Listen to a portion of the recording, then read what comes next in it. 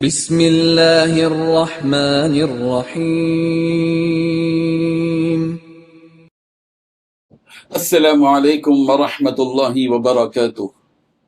الحمد للہ وکفی وسلام علی عباده الذین اصطفی، اما بعد۔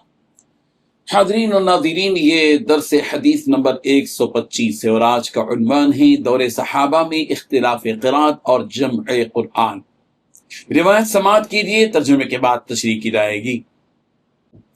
بسم اللہ الرحمن الرحیم۔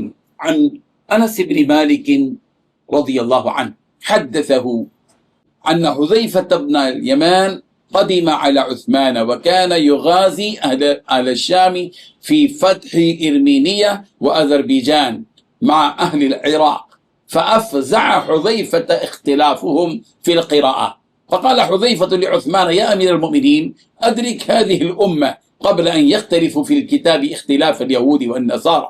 فأرسل عثمان إلى حفصة أن أرسلي إلينا بالصحف ننسخها في المصاحف ثم نردها إليك. فأرسلت بها حفصة إلى عثمان، فأمر زيد بن ثابت وعبد الله بن الزبير وسعيد بن العاص وعبد الرحمن بن الحارث بن هشام فنسخوها في المصاحف. وقال عثمان للرهط القرشيين الثلاثة: إذا اختلفتم أنتم وزيد بن ثابت في شيء من القرآن فاكتبوه بلسان قريش، فإنما نزل بلسانهم. ففعلوا حتى إذا نسخوا الصحف في المصاحف رد عثمان الصحف إلى حفصة وأرسل إلى كل أفق بمصحف مما نسخوا، وأمر بما سواه من القرآن في كل صحيفة أو مصحف أن يحرق۔ رواہ البخاری۔ ترجمہ میں حضرت انس بن مالک رضی اللہ عنہ نے بیان کیا کہ حضرت حذیفہ بن یمان رضی اللہ عنہ امیر المومنین حضرت عثمان رضی اللہ عنہ کے پاس آئے۔ اس وقت حضرت عثمان رضی اللہ عنہ ارمینیہ اور آذربائیجان کے فتح کے سلسلے میں شام کے غازیوں کے لیے جنگ کی تیاری میں مصروف تھے تاکہ وہ اہل عراق کو ساتھ لے کر جنگ کریں۔ حضرت حذیفہ رضی اللہ عنہ قرآن مجید کی قرات کے اختلاف کی وجہ سے بہت پریشان تھے۔ آپ نے حضرت عثمان رضی اللہ عنہ سے کہا کہ امیر المومنین، اس سے پہلے کہ یہ امت مسلمہ بھی یہودیوں اور نصرانیوں کی طرح کتاب اللہ میں اختلاف کرنے لگے، آپ اس کی خبر لیجئے۔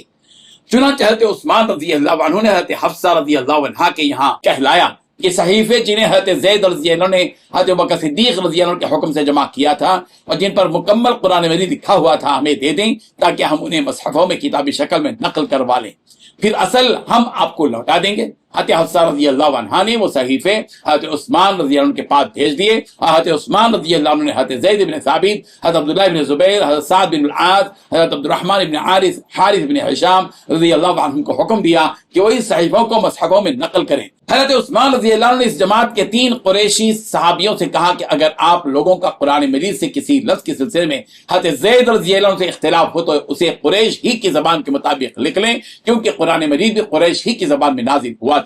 چنانچہ ان لوگوں نے ایسا ہی کیا اور جب تمام صحیفے مختلف نسخوں میں نقل کر دیے گئے تو حضرت عثمان رضی اللہ عنہ نے ان صحیفوں کو واپس لوٹا دیا اور اپنے سلطنت کے ہر علاقے میں نقل شدہ مصحف کا ایک ایک نسخہ بھجوا دیا اور حکم دیا کہ اس کے سوا کوئی چیز اگر قرآن کی طرف منسوب کی جاتی ہے، خواہ وہ کسی صحیفے یا مصحف میں ہو، تو اسے جلا دیا جائے۔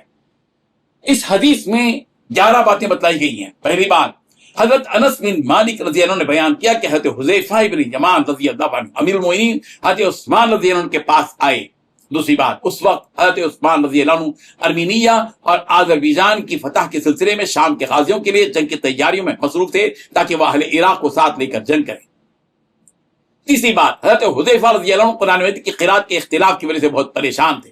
چوتھی بات، حضرت حذیفہ رضی اللہ عنہ نے حضرت عثمان رضی اللہ عنہ سے کہا کہ امیر المومنین، اس سے پہلے کہ یہ امت مسلمہ بھی یہودیوں اور نصرانیوں کی طرح کتاب اللہ میں اختلاف کرنے لگے، آپ اس کی خبر لیجئے۔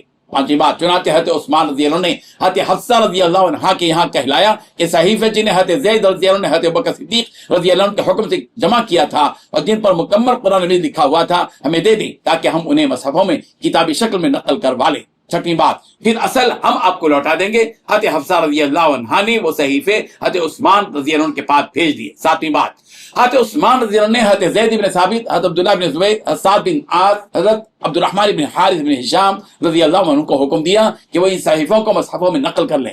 8ویں بات، حضرت عثمان رضی اللہ عنہ نے اس جماعت کے 3 قریشی صحابیوں سے کہا کہ اگر آپ لوگوں کا قرآن مجید کی کسی لفظ کے سلسلے میں حضرت زید رضی اللہ عنہ سے اختلاف ہو تو اسے قریش ہی کی زبان کے مطابق لکھ لیں، کیونکہ قرآن مجید بھی قریش ہی کی زبان میں نازل ہوا تھا۔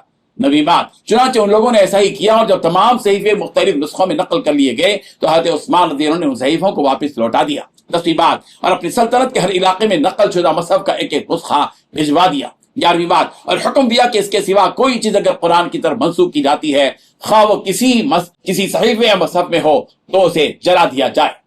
بزرگان محترم، اس سے پوری طرح یہ بات ہم سب کے سامنے آ گئی کہ قرآن مجید کے سلسلے میں پوری طرح احتیاط کی گئی، اور قرآن مجید کی قراءت میں جو اختلاف کیا گیا تھا اس میں پوری طرح صحابہ کرام نے متفق ہو کر اس کو وہ کر کے جمع کر دیا گیا، اور اس کی قراءت کے سلسلے میں پوری احتیاط برتی گئی۔ الحمدللہ اب قرآن مجید جو ہمارے ہاتھوں میں ہے، یہ حضرت عثمان رضی اللہ عنہ کی محنت اور ان صحابہ کرام کی محنت ہے جنہوں نے ایک ٹیم بن کر اس میں کام کیا، اور آج قرآن مجید ہمارے سامنے ہے۔ اور البتہ اس کی قراءت کے سلسلے میں، اس کے حروف کی ادائیگی کے سلسلے میں جو اختلاف ہے، ظاہر بات ہے کہ اس کے بھی امام ہیں، 7 امام جن کو 7 کہتے ہیں، تو 7 جو قراءت کہی جاتی ہے، تو امام 7 جن کو کہا جاتا ہے، قرائے 7 جن کو کہا جاتا ہے، ظاہر بات ہے کہ یہ 7 قراءتیں اس کے اندر ہیں، اور 7 طریقے بھی نبی کریم حضرت محمد مصطفیٰ صلی اللہ علیہ وسلم سے ثابت ہے۔ اللہ تبارک و تعالیٰ ان حقائق کو سمجھنے کی ہم سب کو توفیق عطا فرمائے۔